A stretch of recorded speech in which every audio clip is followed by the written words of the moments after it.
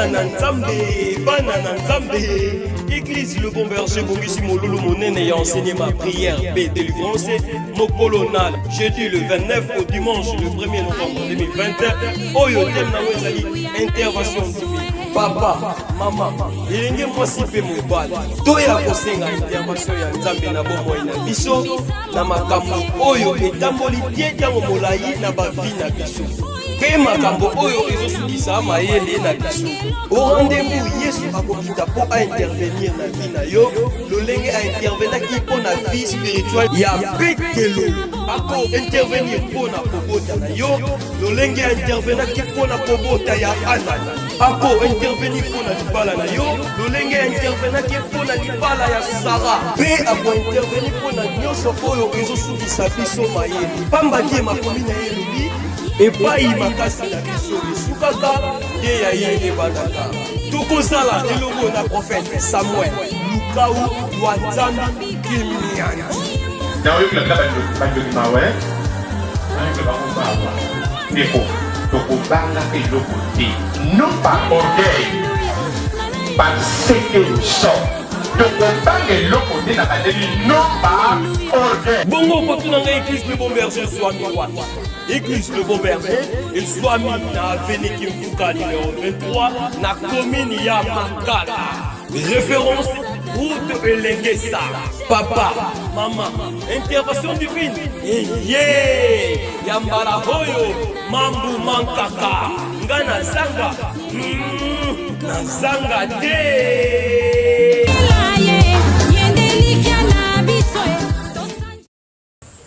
Voilà, bote ba nzambe ba chrétien pe ba chrétienne nyonso place ezwami biso bozali kolanda biso vraiment kolo apambola biso.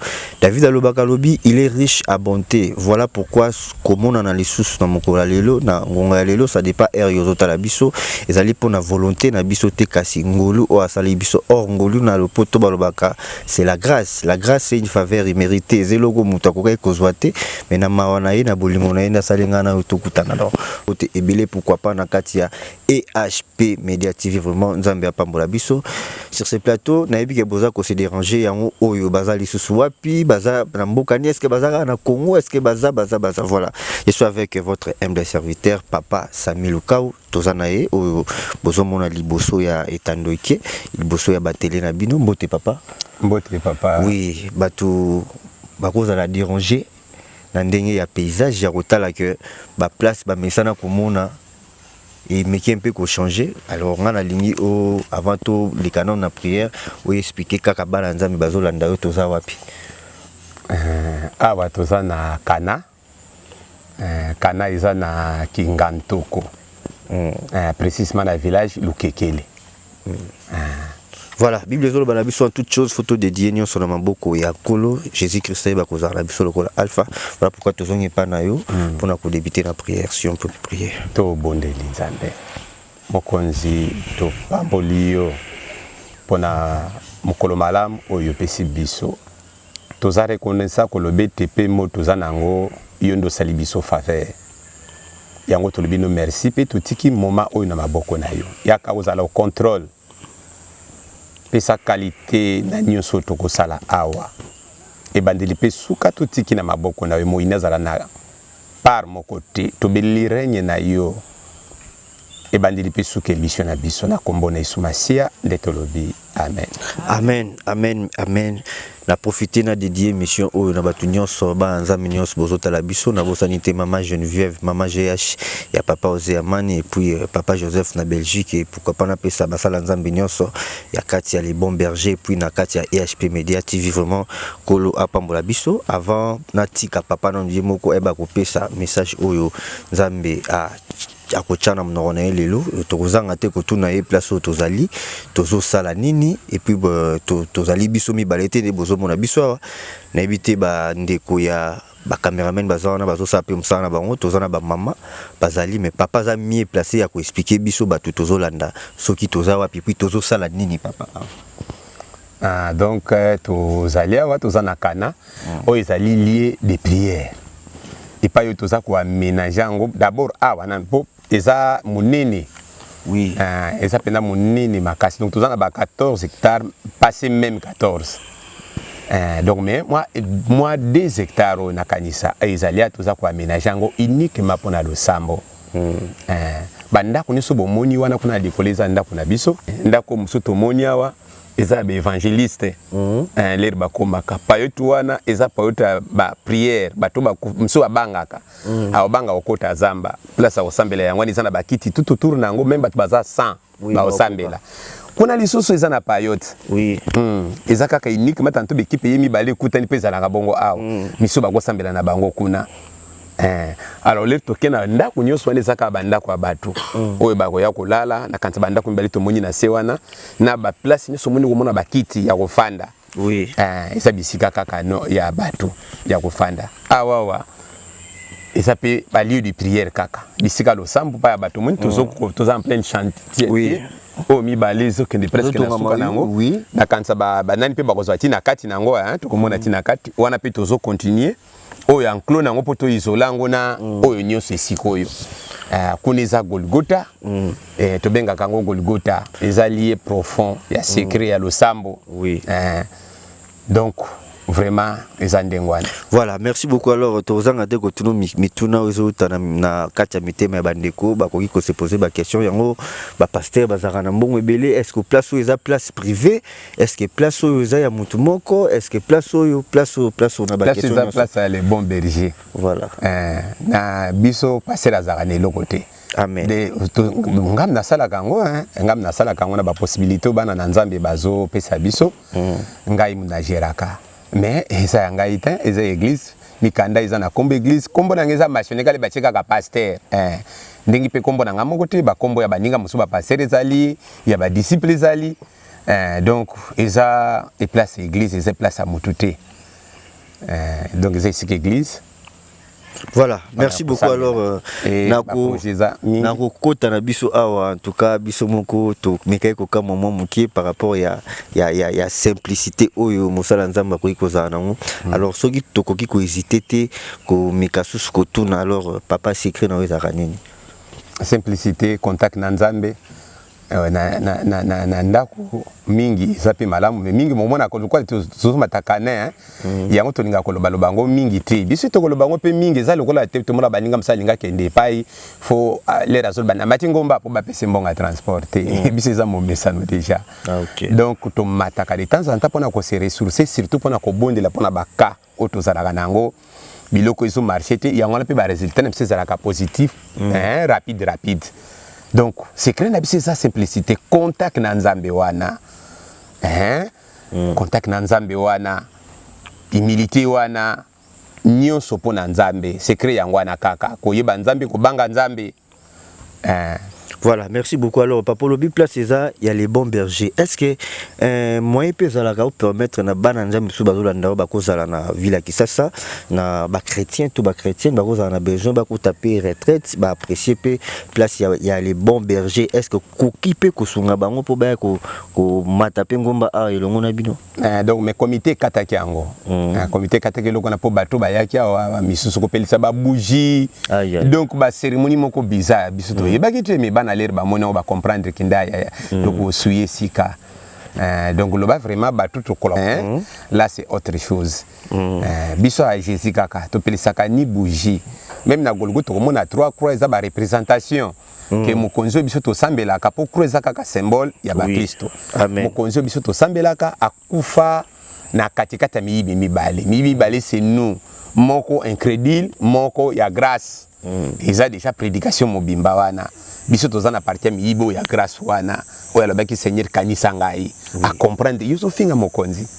Donc vraiment ali kola ngombo bato bakoya na bango meto kati po bato bazo suisika misuba yako so batema wa tozaja na lipu ya batema kone ya propre totonga penza na bakaro to batsaka bato kuna chance to pesa ke bango pi wana te to pesi bango mai kuna bakanga mai cha mandalala donc ba cérémonie moko donc yoki nakata Yesu ezate nde komi ko bangisa biso mwa mingi nde komite mwana kikende to kata nanu bato komata likolo ngomba to tikala nanu biso bale bon na ba église to collaboraka na bango po to pesaka bango pe moma bate epai na biso ngana kinité ya kepa na bango donc to ebi fois na bango ke so ba mati ba ko sala n'importe quoi te donc bandako tozo sala eza pe bandako moko pona ba cadre Oui. Tozana ba papa na biso musolo kola papa Nzola, papa Jacob, ba uta komona uti musika lera ye.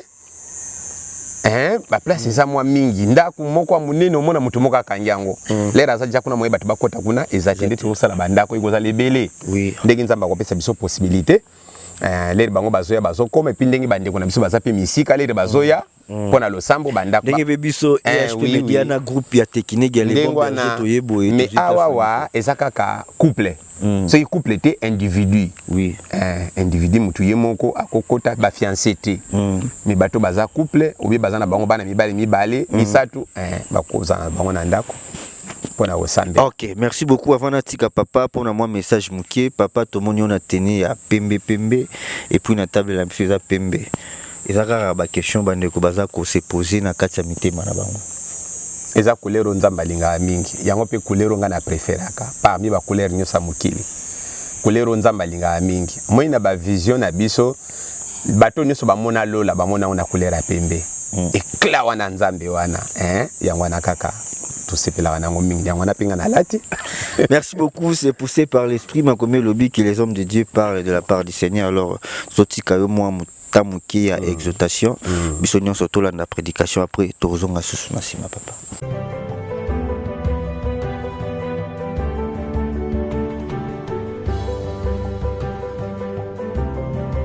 Et les Rosolandangai, Nzambaza ko inspiré nga pona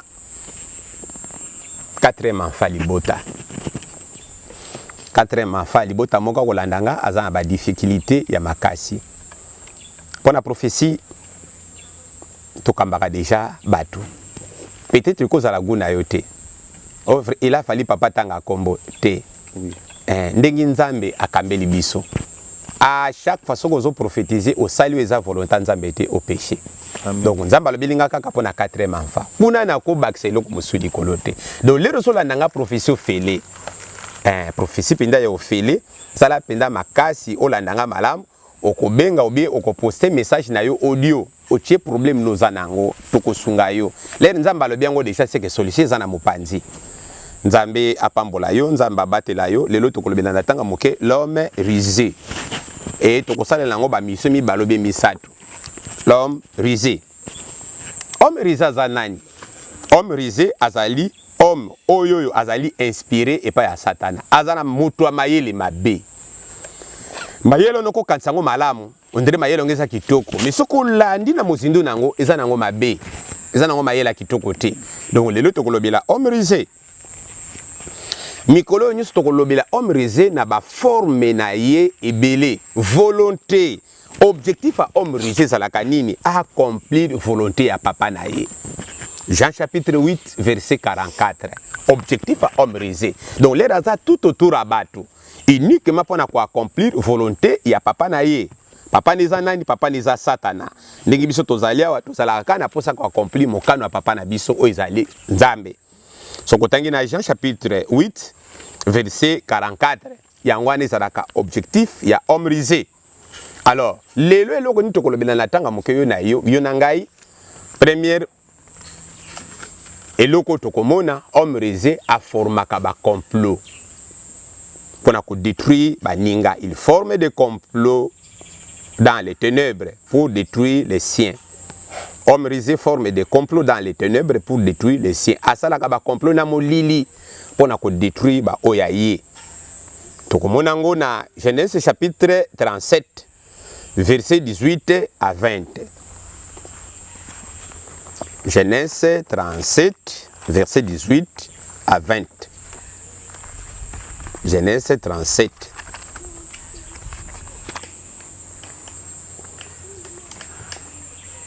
Donc, na mukuse awa lisakoli ya Joseph na bandinga na ye, na bandeko na ye. Ler batindie kuna po akende kolanda balingo bakendaki.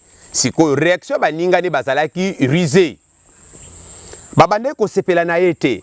Ndeko mwana nyonso ya nzambe toke na bamate ya mingi na kansa soko zolanda biso. Balabi nous sommes la lumière du monde. Omoni. Donc lumière tolbaki kende biso faut éclairer mukili na makambo malamu. azalaka na parti rusité na motema, azalaka na NT, azalaka na jalousie, asepelaka pona lipamboli ya moninga, contrairement na homme risé, aza jaloux, asepelaka na bénédiction moninga te, alingaka élévation ya moninga te. Siko ato moni baninga bandeko ya Joseph, le bamoni Joseph na musika, tolobi homme risé a formaka ba complot.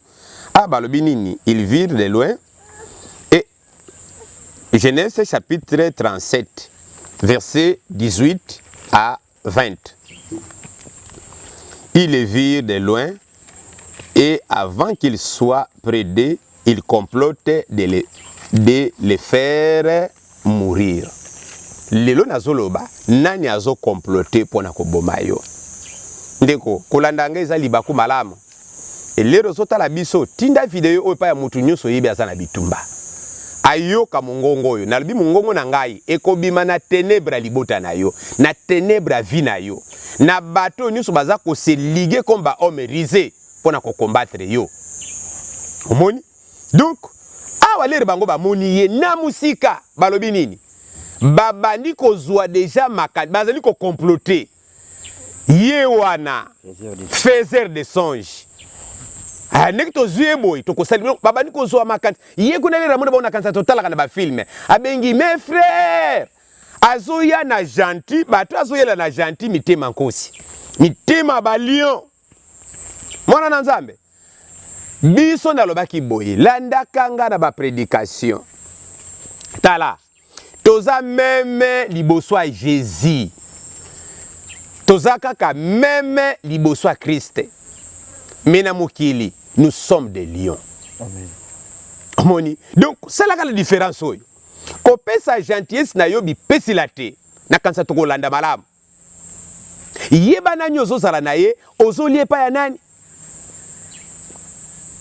Lelo ler na fandi lobi na butu, nazo sambela pona mabota batu. Nzamba interpelenga pona libota moko ezali awa. Batu moko baye basangani mabota mibale basala mabe na ndako wana nzamba zo lakisa ngai ndeko nazo sambela pona libota mususu homme risé ba lakisinga baloni nzete na sima ndako ya batu balobie bota tina 12e mois eveneme ko sala mabako boto la mwana wana mabota mibale sangani ndeko tala bato ya molili na moni yango nzamba lakisinga formula ko détruire nzete wana siko soki toza informé te. Donc, nzete wana ko bota na 12e mois evenimba mbe ye to sambeli esimbite. Ler ba moni oyo mwana ndeko na bango propre. Balobi nini to sala complot. Il se dit l'un à l'autre, voici les faiseurs de songes qu'il arrive, venez maintenant, tuons-les et jetons-les dans une citerne. Nous dirons qu'une bête féroce l'a dévoré et nous verrons ce qui deviendra ces songes. Ma songe yaka tobo maye tokotala tokoloba nini tobwaki na libulu ya bankosi na libulu ya bankosi totala soki ba songe na ye ekoma nini ndeko wana eza bango bazokanisa homme rusé mutu wa mayele mabe mutu wa makanisi ya mabe oyo aza tout autour na yo azokana kaka uniquement ko détruire yo.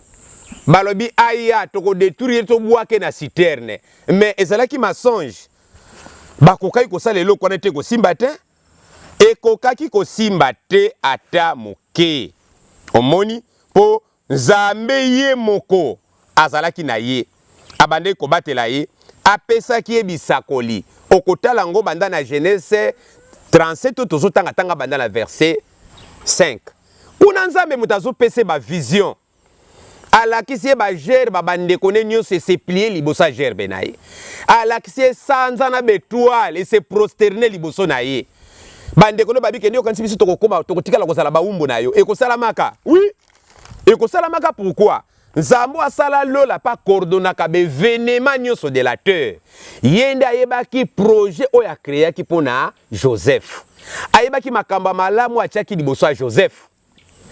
Nde avant Joseph akufa, fo makambo wana ekende. Secret Joseph ezalaki crainte ya Nzambe eloko ezozango mwana na nzambe ozana ba talent ebele ozana ba promesse ebele ozana makambo ebele nzambe atia kati na bomoi na yo oyo ekosunga libota na yo ekosunga mabele ekosunga mangomba ekosunga mokili mobimba mais sauf que on se déconnecté na crainte wana l'état Joseph azalaki connecté au moins il y a linga bandeko na ye papa na bango atinda ketikele biloko aye est-ce que soki ezalaki bango papa na bango atinda ki bango balinga baya non balinga baya te balinga baboya balinga balo bakende biso to ketikela petite na biloko te mais ya ye na bolingo na katoto monaki befenema babwaki na libulu moko aboti mwa motema malamu ndoki a gentil abimi parmi bango te to bwaki ka na libulu babwaki na libulu kala mingi te bato basomba ba esclave bazoya basombiye ototeke po makilani sopana maboko na biso te nzoka bazomema ina accomplissement ya temps ndeko homme risé a telemi liboso na yo pona ko saloma be tozokende secret la crainte polonga ye Nzambe oya forma ba projet kitoko na bomo ina yo ekolekaka te et puis akwa accomplir yango te na bomo ina yo le temps aux attaché na Nzambe mitumbe ko ya batobeli bazana citerne sans o babwaki bango ndeki tokomona na Jérémie ndeki tokomona na bomo ya Joseph babwaka ki na citerne mais akufaki te Nzambe ko empêcher baboma yo na kati ya sirti bakolekana pene pona ko somba babengana yo babwakise yo libanda balongola yo na ndako wana basala yo mabe moko pona ko privé bien moko boye ndeko spirituel masoko tikali attaché na crainte ya Nzambe mabe oyo bazosala yo eko baluka pona bénédiction na yo Nzamba sala yo ngolu yo oyo bangaka Nzambe ozoyoka ngai ne bozo traverser ba moment difficile eza na traverser à 2 heures eza pe na plonger dans les fosses amen omoni ils ont traversé à 2 heures. Ils ont plongé dans les fosses. Plongé dans les fosses, c'est l'emprisonnement. Au confond dans la stérilité, au confond dans le chômage, au confond dans la maladie, moke kanga mio na nzoto. Ndeko, moulayi e prévoit na te. Nzambe tellement tika la kanzambe. Na tie parenthèse. Mais au lota, ozana stérilité, posana kata fossé wana. Na fossé wana, monsieur zalake kauka. Ozape de preuve makasi monsieur zalaka na poto nito babwaka ki Jérémie ndeko eza ba moment moko difficile oyo mwana na Nzambe soka pikite papa on ebisaki bino na kilt omoni to prophétisaka ndengwana le ba obenga biso ba prophète za en 20 papa on ebisaki bino na kilt ke papa mata Nzamba alobi na problème ko so yela yo na kata ndako na yo soko kebito kokota bonganga pika tala tolobaki yango dimanche lundi mardi mercredi choc na katanda kuna moi sine kao asali ba trouble ba langage azokende na coma tension ne 4 dimanche wana azalaki na kiltaza normal papa mata mo pepezo ya oyo iko memo na bonganga iko memo libanda Kristo donc pika ko céder na tentation wanati 7 jours de prière. Quand il s'abandonne 24 heures, régler maloba na yo. Régler maloba. Longola kanda di boso abandonne yo régler maloba. 7 jours de prière. Yes. Mais au moins tellement Nzamba révélé kiango. To bondela ki lelo aza vie. To beteli Nzamba basakoli maboko po. Amen. Dès que ça, moment moko malam, oyo landi biso. Alors, l'air biso toza na se na mokili. Bitumba na biso. Exode 14, on est zelo kwa malonga otufuto chaka na motema na biso. Tala na 14 on aba na Israël ningi bazo sala. Bazo loba bazo ima. Eza ko kamwisa Nzambe. Nzambe alobi me. Oh, Moïse. Pona nini Israël batelemi Exode 14 le bana bango batambola ndeko o arrêté fois no pona homme risé Pharaon azalaki homme risé mutu wa makanisi mabe mutu wa misala mabe yo arrêté fois no pona bitumba mais diable azoli o ba point ko kansati que l'air satana yo telemi na yo nde satana pa telemi akosala eloko moko te na bomo ina yo dit trompe satana za ko avancer ndeko l'air zolanda message yo telema na mabonde li la musa makasi na yo kota na profondeur à kosambela pona ko renverser homme risé et surtout banda lelo soko za mutu abitumba luka o s'informer na vie et loko ezozanga yo et loko eza motuya na vie na yo information tokomona Jérémie akutanaki na bitumba na ba homme risé mais eloko ebikisaki ye l'information azalaki informé ndeko tozo négliger ba vision na kansa tokozwango le plus vite que possible pour toyeba pe ko kendeke déjà na ko chiter Jérémie chapitre 11 Jérémie chapitre 11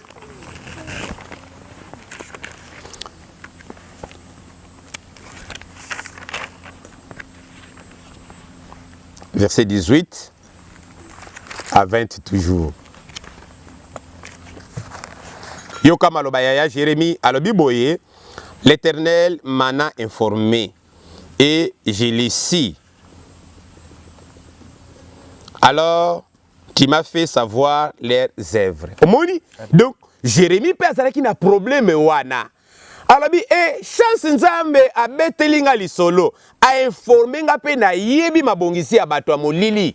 Bato bazalaki homme risé pour Jérémie a prophétisaki. Ba emprisonné koki bango te posa na bango ba détruire ye kaka.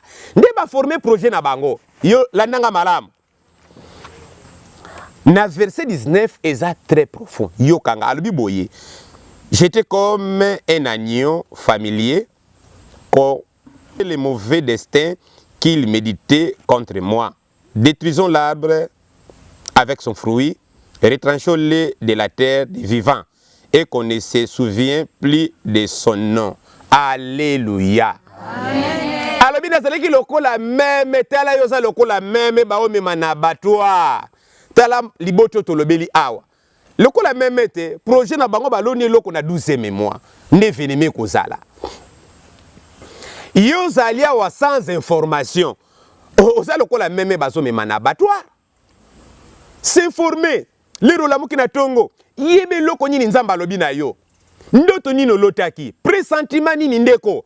Yangwana ba voix nzamba lobi la kabiso balobi. Dieu parle d'une manière tantôt d'une autre. Amen. Na kacha ba révélation na biso tozo négliger. Bana na nzambe. Bazola muka lokola basoso kaka tongo lere la muki bru libanda. Non. Tongo lere tani. Loko yeba. Et loko nini nzamba lobi na yo propre metala. Véritable vision pe message. Ya. Biloko nanu yo moko zozwa.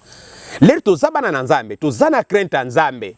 Tozo banga nzambe na mozindo. Nzambe a informa kabiso. D'une manière tantôt d'une autre. Ndeko. Nga balinga ko empoisonner ngai. Nako beti lo secret moko boy. Balinga ko empoisonner ngai. Nakutana na biloko ebele. Nakutana na biloko ebele. Na linga ko lobango te pona ko froisser bana te. Bana ebele so ba ki ba vérité mususu awa bako pekisanga même ko tambola. Na banga ate mais pona zana Yesu. Na fandi na Golgotha. Na sambeli nzamba zo lakisa ngai na elanga nanga moko verdira makasi ba mpate bazolia ba meme na ba meme. Nga moko nazo tambola na kan nanga lokola berger. Ne inkarnaka Christ ngai. Na ebite soki yo inkarnaka nani? Mingane inkarnaka Christ. Ah, nazo tambola na kwe moko boye. Wana information nzambe na sommeil nanga sikoyo. Na Golgotha. Na ikuta meme aolia meme. Nga bi jamais meme alia meme zaka herbivore. Comment meme akolia meme? Ali na kangie ba berger muso bazalaki na baito kangie to bende boy. Posa meme longwe lion nakati. Donc lion nakata patirage na ngai. To bete banzeti to buke maseke. To fandi to zongi na kisasa na lobiango na église na bi parmi bino mwana moko akani ko sala mabe epa na ngai. Mais nzamba ko bimise na poisa. Na lobiango dimanche, na lobiango mercredi, vendredi. To ko beta lisolo te. E yindi, oh yoka ke yindi. Omoni be information. Amen. Oh bete la nzamba wana mabo. Amen.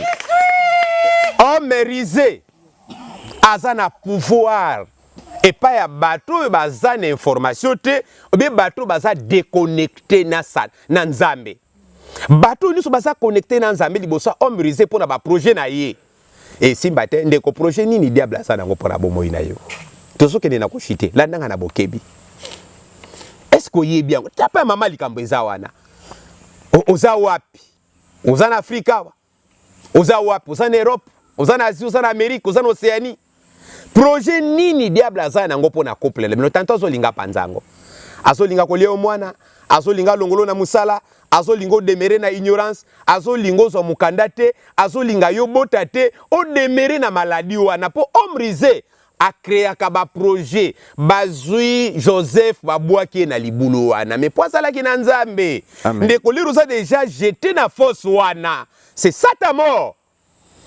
soki osali makasi te kufa no yango wana Joseph azalaki innocent yo za innocent te nazo condamné o te na makambi belé mais nazolo bakaka kende tourner regard ne pas na Christ na ba domaine nyonso pour on vaincre réalité on est homme risé ndengo za na kata force wana citation spirituellement okosisa ba prophète amen okosilisa na ba pasteur leur homme risé boki na kata force wana délivrance na yo eza d'abord eso dépendre na yo omoni donc yo faut soit conscience wana kenga na za mwana na nzambe nde ba promesse nyonso nzamba sala na bomo ina yo etoka pe sala nzamba za pona yo nzamba kufa ki pona biso nani yo atelemili vino pona koboma yo akobomote ndenge Mose alobelaki Israël marque to bazalaki bato mabe ndenge nga na ekolobela yo likolo na ngomba oyoyo nazolo banzamba limbisa masumu na yo nyonso soko zape mwana na nzambe nzamba sala a dépêcher énergie na ye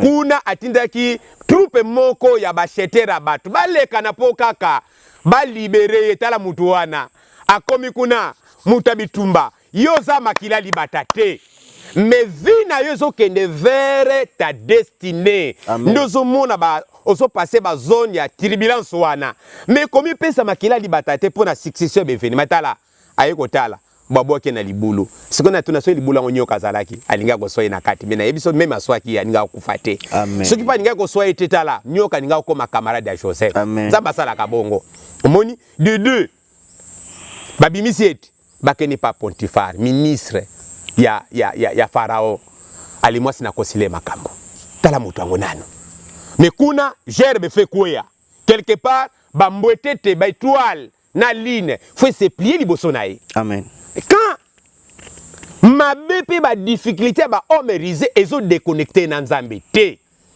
atikala ki fidèle ba kosile makambo combien de fois ba kosile makambo ndeko ezaka pasi ba diffamer yo baloba mabe pona bombo ina yo mais tikala na nzambe wana de deux na kata prison ba commissaire ba kotisier oyebi donc toloba pona kosukisa Joseph abanda ko bika lipambo lia bana na nzambe nyonso na Deutéronome chapitre 28 verset 13 Deutéronome chapitre 28 verset 13 alobi tokozala mikila tokozala mituti amoni tokozala mikila tokozala mituti kaka soki tukobanga ito kotika la fidèle ye mta ménage ka makambo nyonso na libota mwana nsuka donc moi avant dernier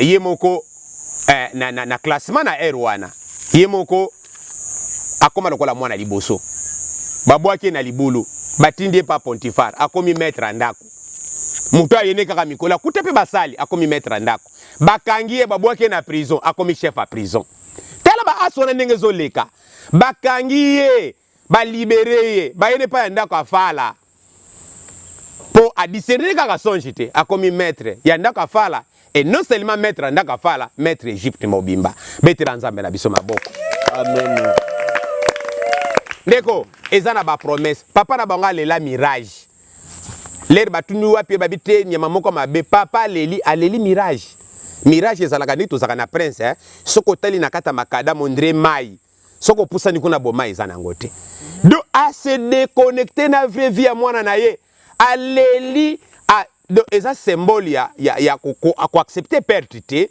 ezana batebele ba accepter perte po bebisaki ye oyo boye kozala te epa ya munganga mukanda na yo mwana nanga moko balinga ba refule azaki na problème ya mikanda esengelaki akotisa ba recours makambe belé mais ba imposer il faut azala na eloko moko kosala vraiment comment que juste mukolo to bondelite to bondeli na ba forme ni sebiso ndinga kozala te azim musala ne loko na inscription à classe pardon na au bout de 14 jours wana donc 7 jours to loba mikoleke na kosila mukola ke kotsa mukanda eloko nisu batunaki batuni yango te bazwika mikado ba wungoli yango to lobaka ba lokoti yango nyonso ba komi mbangu azongi na ndako na ba abenga zo ezolekila ye ngabi wana za mvutema nzambe nzambe anvutele yo bato nyonso baza ba omerize amen bato bazoloba membe kokana mabe bakolinga bazongi so sima mwana na nzambe na libala na yo na ndako no na libota no na ba projet na yo tellement nzamba laka makambo malamu na bomoi na yo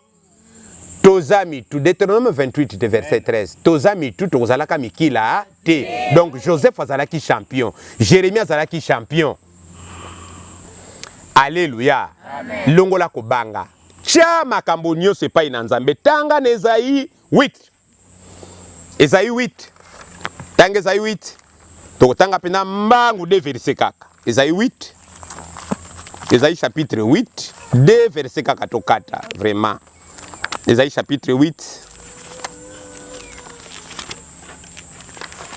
to ici Esaïe chapitre 8 verset 9 à 13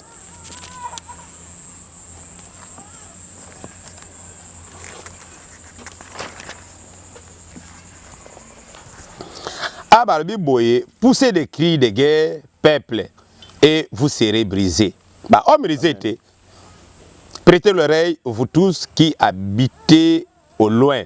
Préparez-vous au combat et vous serez brisés. Bami bongisa, nzamba ko buka bango. Nalabaki mungongo nanga, et kobima na ténèbres libota na yo. Amen. Ba homme risé nyuso baza tout autour na yo. Quel que soit mi piku na bango, bami bongisa, nzamba ko buka bango. Balabi poussez des cris de guerre, peuple, et vous serez brisés. Na verset 10, babi former des projets, ils seront anéantis. Alléluia. Amen. Bongisa ma bongisi bino ba homme risé. Et kozala anéanti. Mwana nanzambe, la persévérance. Jacques chapitre 1, verset 1 à 4. Tanga ngona ndako, patience wana. Kobima libanda te. Kobima libanda te. Tikala mwana nanzambe. Nzamba pambola yo. Soki batu babondela pona ote nazo bondela indirect me pa ina yo. Nzamba kota na séjour de ténèbres na yo. Akuta ba homme risé aiba ko neutraliser pe ko anéantir ba projet na bango nyonso ba salaki. Arabi former des projets, ils seront anéantis. Donner des ordres, ils seront sans effet. Ba pesa mitindo na bango ekozala sans effet. Et loko ezapende ya kitoko makasi na verset nango 13. To soki si on a biboye toza toujours les Esaïe hein tozo soki ça Esaïe 8 yangwana tosotanga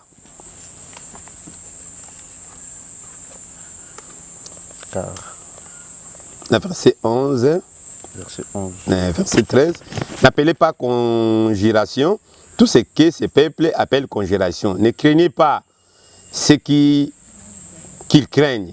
Ne soyez pas effrayés. Et c'est l'Éternel des armées que vous devez sanctifier. C'est lui que vous devez craindre et redouter. Amen. To banga batu mususu te, ba omereze te, to banga kaka nzambe. Yendi toki ko redouter. Na ba problème nyonso ya vie. Ndeko toza lié na bénédiction spirituelle. Amen. Oeza waneza universel. Deutéronome wana mobe kono ba biso ki biso tokoto saye. Toko sala mitu, toko sala mikilati. Tikanzamba pambola yo. Et tikanzamba faire échec. Na lisanga ya baini na yo nyonso homme risé a échoué lamentablement. Oyo batongela ki ordre nyonso bakopesa ko banda moment oyo ekozala nul et sans effet. Nzamba pambola yo, nzamba zala mobateli na yo, nzamba zala molongisi na yo. Amen. Merci, merci, merci. Vraiment, Kolo Apambola Biso. Merci beaucoup, papa. Nabile au Pesibiso na Mokola Lelo. Voilà, c'est ça, au Makomezolo, que dans l'ère de stress, vous criez à l'éternel et l'éternel envoya sa parole et sa parole les a guéris. Donc, Tika était à travers cette émission, à travers message au Bisoto Tikoyoka et Sungayo et Kotana Katsinayopo et Bakusa Misana. Il vaut mieux la fin d'une chose qu'à son commencement. Tika était à travers cette émission, vous allez bénir et édifier, pourquoi pas, vous allez consoler.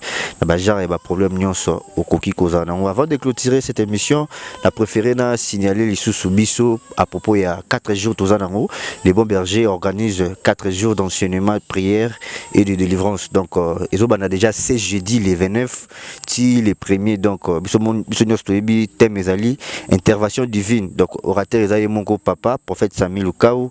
Donc, du 29 octobre au 1er novembre 2020 à 16h30 jusqu'à 19h30. Donc, tout ça, on a sur l'avenue Kivuka, bisobato, tout ça, na Kinshasa na Kini tuebi commune Makala, donc toza na avenue Kivuka numéro 23 quartier Tampa. Donc commune Makala eza musikati référence ezali route Elenge, ça vraiment tozala wana nzamba za na biso na rendez-vous na jour wana. Donc pour vous signaler, Bino Batboza partout dans le monde, Europe, Amérique, Asie, Océanie, pourquoi pas na Asie. Vraiment, Tozawana, Tozala, direct sur EHP Media TV et puis rediffusion Borozwango sous les bons bergers TV. Vraiment, Kolo Apambola Biso Papa, Toko Zangati, Ko Sengayo peut-être numéro pour na bateau, Bazota, la musique, Baroza, na posa, ou édifier, Bango, poser au paiement, question. Numéro, il y a Papa, il y a numéro, juste na C à barre, il y a écran, sur les bons bergers TV et puis sur EHP Media TV, numéro papa, et ça, voilà, ce que mon bien té, numéro, il y a chaîne pesana, au salifort, au béni, au PCP, kaka, yo, voit ma bisognos tous à la au rendez-vous. Alors, quant à moi, on a aussi cette émission beauté, sans que n'aie pas remercier Bino Bateau et au Baranzambe, aux Akili Bosso, pour na Kulanda Bisso, et pourquoi pas, on a un grand merci à maman Geneviève, Avana Tika, papa clôturé na prière, na PCP Mbote, na Bandegonios, partout dans le monde, parce que vous allez, et pourquoi pas, on a ça, caméra, ça là, qui te vraiment Nzambe Apambola Bino Msana Bizomona. Papa Bible vaut mieux la fin d'une chose qu'un commencement. Ce qui moi yasuka par rapport à monsieur que vous allez plutôt clôturer la prière. Pour clôturer la prière. Donc moi yasuka ça pinda bongo. Moi yasuka ça bongo bandeko tozolo be pa ina biso to s'abonner et ko ça la pinda malamu mingi. Chaque fois les Zolanda be mission na biso nyonso. Yo po banda ko landa biso banda kala na no s'abonner te. S'abonner ce ko landi biso jusqu'à présent ça ka convainquité. Donc s'abonner tinda balé pa ya batu. Bana nzambe. Ba prédication na ba chaîne nyonso ezana ba vie muke. Alors eza erreur bana nzambe. Bi prédication ça bilé ina biso. Amen. Vraiment sala moi makasi to arrêter pour diable te homme risete na mikolego ya petoko tia bongo. Akoti na coïnciter batu mala mata la théâtre. Non.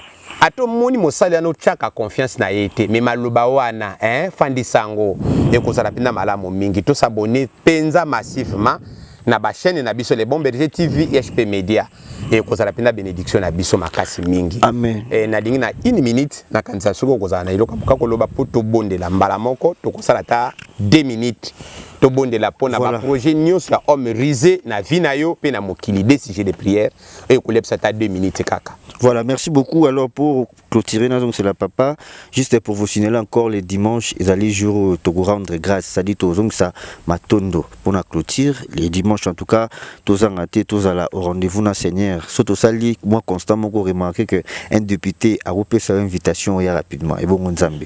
Donc tous à la wana vraiment, merci beaucoup. Donc dimanche wana jeudi vendredi, samedi, eza séminaire, dimanche to clôture mais ça peut m'attendre à construction. Merci beaucoup. Masangana bisoni se sangana. To bondeli nzambe. Tozo tikape kote lemela. Mutu nyonso zolanda biso kota na mwa libondelo ya mokena yo.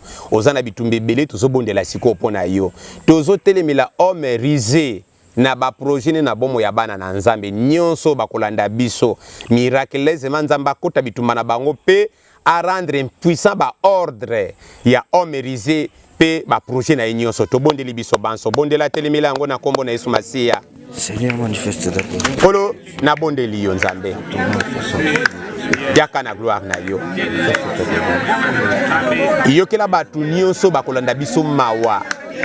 bato homme risa zo combattre akangi mabota na bango akangi misala na bango azangisi bango kimia na santé a bloqué bango na ba domaine nyonso ya vie akangi mabala bato alongoli bato posa ko sambela mokonzi kito banda ko fuye kotisa mokonzi lumière na yo epai molili ezokonza bato nyonso bakolanda biso miraculeusement baza na bitumba sorcellerie kotango banda ko dépouiller ba adversaire na bango ordre nyonso bapesaka ezala nul sans effet baprojet na bango ezala renversé kolo bimisa na mabulu bato babwaki bango na mabulu longola bango na mitambo renverser conspiration libérer bomoi na bato oyo bakolanda biso bazala libre eloko nyonso molile fonctionnaka na rete yango basonge ya mabe femme et mari de nuit complication ya bokauki biloko ezomatamata mabe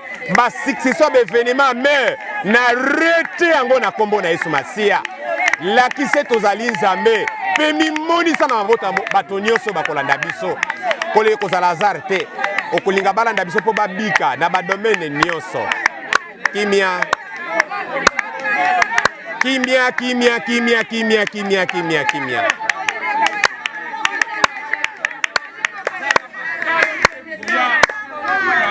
totelemeli baprojet homme risé na monde entier. Amen. Na mokili mobimba nini satana azobongisa na ba pandémie oyo na ba guerre na biloko nyonso toloba na maître du sali yenda sala plan du sali oyo nyonso eza na kata planète a déstabiliser yango tobondeli na kombo na Yesu Masiya kolo kobanda na mikili nyonso kito confondre tala maladie telemi oyo ezo nuire bomoi na bato ezosisa mayele na bato et toyebi ke loboko moko wa molili eza na nsima nango alors kita mpona koconfondre rise nyonso moyini azomema nzambe oétablisaki biso tout autour à Jérusalem tolobaka kino lobiko na bango etana lokola tongo alors kita na moto na yo kota na basource nyonso maladi ezowuta zikisa yango na moto arrete yango Jésus vaccin nyonso molili ekozwa esika te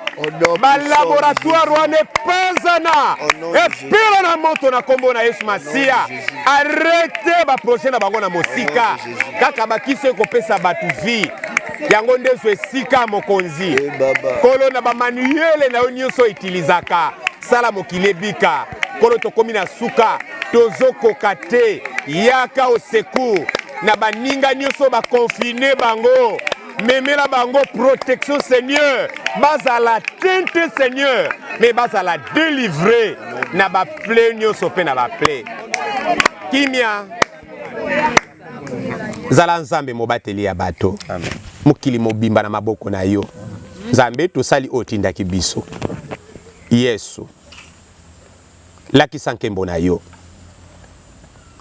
na telemili kufa ya président moko ya mokili kolo à moins que zala na plan na yo di sali oko permettre kufa wana mais ce que za plan ya ba homme risé kanga président oya konza kino mandana esila nzambo bongisaka makambo ya mabele yoka libondeli nanga kolo na sima bagero nyonso soki muina za ne loko azobongisa mema ina confusion lakise tozali nzambo korodonaka mokili mobimba mema kimia na mikili nyonso pe mema kimia na RDC na kombo na Yesu Masiya nde tolobi amen amen amen.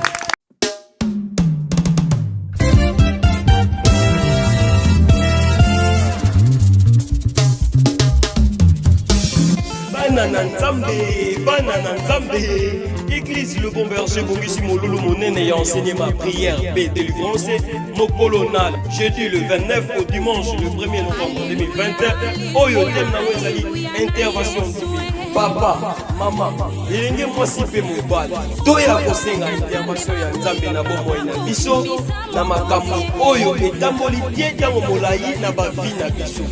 mpe makambo oyo ezosukisa mayele na biso au rendez-vous yesu akokita mpo aintervenir na vie na yo lolenge aintervenaki mpo na vie spirituelle ya petelo ako intervenir mpo na kobota na yo lolenge aintervenaki mpo na kobota ya ana ako intervenir mpo na libala na yo lolenge aintervenaki mpo na libala ya sara mpe ako intervenir mpo na nyonso oyo ezosukisa biso mayele pambaki makomi na ye lobi epai makasi na biso esukaka te ya ye ebandaka tokozala elongo na prophète samuel lukau lwa nzambe kimiani naoyoki na bandokima we nayoki bakomba awa ndeko tokobangaka eloko te non par orgueil par ce que nous sommes tokobanga eloko te na bandeli non par orgueil bongo kotuna ngai église le bon berger zwami wana église le bon berger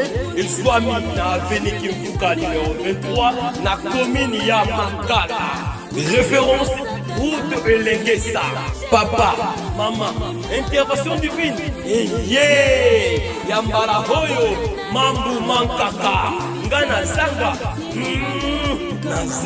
te